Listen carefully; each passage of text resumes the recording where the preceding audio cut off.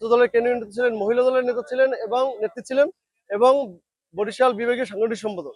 তার যোগ্যতা এবং তার দক্ষতা, তার ত্যাগ এবং নিষ্ঠা এবং আদর্শ এইটাকে তিনি ধারণ করেন এবং আমাদের প্রধানমন্ত্রী, মাননীয় প্রধানমন্ত্রী জনাব তারেক রহমান তার সেই যোগ্যতাকে বিচার বিশ্লেষণের মাধ্যমে বরিশালের মতো একটা গুরুত্বপূর্ণ সিটি কর্পোরেশনকে তাকে দায়িত্ব দিয়েছেন। প্রধানমন্ত্রীর সাথে তার অনেক ভালো সম্পর্ক এবং অনেক কিছু এই নগরবাসীর জন্য তিনি চেয়ে আনতে পারবেন, যে দীর্ঘ 16-17 বছরে যে এই নগরের যে উন্নয়ন হয়নি, সেই উন্নয়নকে উনি অন্য পর্যায়ে নিয়ে যাওয়ার চেষ্টা করবেন, এটা আমার বিশ্বাস। আজকে এখানে কি আপনাদের তিনি এসেছেন ঢাকা থেকে, আমরা পূর্ব প্রোগ্রাম হিসেবে আমরা তাকে রিসিপশন দিয়েছি, তাকে ফুলের শুভেচ্ছা জানিয়েছি। আপনারা দেখেছেন এখানে হাজার হাজার নেতাকর্মী উপস্থিত ছিল, তাকে উষ্ণ অভ্যর্থনা জানিয়েছেন।